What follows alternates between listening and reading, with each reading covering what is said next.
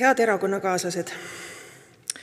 Olen ikka ja jälle märganud inimesi, kes eravestlustes tunnistavad, et nii EKRE maailmavaade kui programm, seisukohad väärtusküsimustes, aga ka majanduspoliitikas on kõigiti sümpaatsed ja tõdetakse, et EKRE poliitikud ajavad õiget asja. Ometi ei juleta seda mitte kunagi avalikult tunnistada või välja ütelda. On ka niisuguseid juhtumeid, kus kinnitatakse vargsi, et tegelikult antigi hääl Eesti Konservatiivse Rahvaerakonna mõne kandidaadi poolt.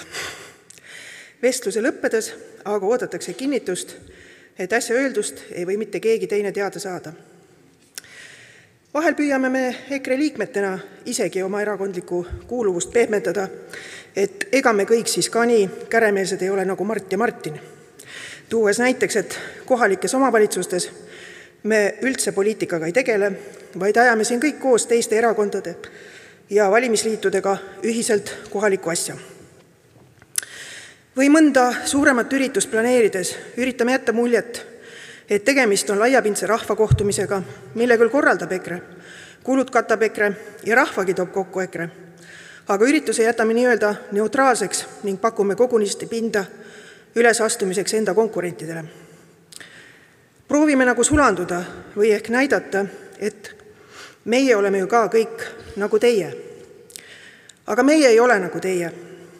Me oleme Eesti Konservatiivse Rahvaerakonna liikmed.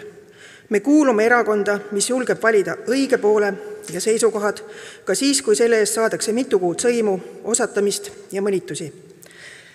Me ei tohi mitte kunagi saada mitte kellegi teise sarnaseks, sest mitte keegi teine ei julge seista õiguse ja õigluse eest nii südikalt kui meie erakond.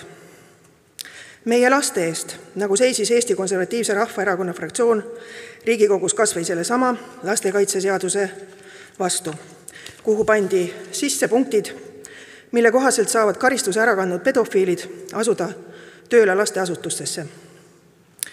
Mitte keegi teine ei julge ütelda otsekoheselt välja, et me ei ole nõus sellega, et meie lastele õpetatakse lasteaias või koolis sooideoloogiat, mille kaudu räägitakse 20 ja rohkemast soomäratuse võimalusest.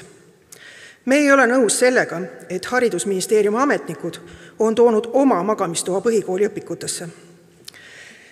Meil ei hakka hääl piinlikkusest värisema, kui ütleme, et siin ilmas on olemas ainult 2 sugu, mees ja naine, rääkimata tõsiasja kinnitamisest, et abielugi on mehe ja naise vaheline liit, mille kõige ilusamaks osaks on sellest liidust sündivad lapsed.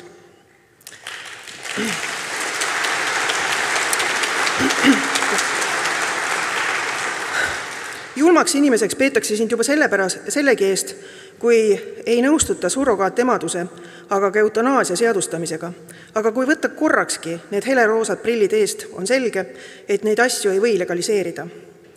Väärtusküsimuste kõrval ei ole Eesti Konservatiivse Rahvaerakonna juhid mitte kunagi häbenenud välja ütelda teisi elementaarseid tõdesid. Nagu näiteks, kliimamuutus ei ole inimtekkeline ning rohepöörde nime all kanditavad miljardid pole muud kui pesuehtne korruptsioon.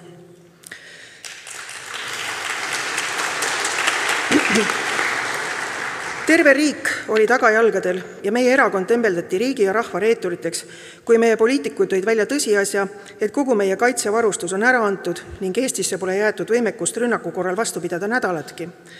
Nüüd tunnistavad teisedki, et just seesugune meie olukord on. Neid olukordi ja teemasid võibki siin loetlema jääda. Neid kordi, kui meie poliitikuid on alusetult süüdistatud ja mõnitatud, ka neid kordi võib loetlema jääda.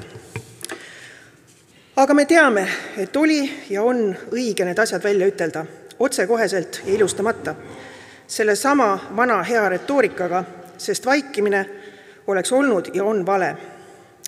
Seepärast on väga oluline, et me erakonna liikmetena tunneksime uhkust, et me oleme just selle ühe ja sama Eesti Konservatiivse Rahvaerakonna liikmed ja ei häbene, et me võime ka kõige pisemal tasandil ellu Eesti Konservatiivse Rahvaerakonna poliitikat ja edendame oma erakonna maailmavaadet. Ainult nii suurendame me järk-järgult oma kaalu ühiskonnas ja saame panna uhkust tundma ka oma valijad, sest ei rohkem ega vähem, me seisame Eesti eest. Aitäh!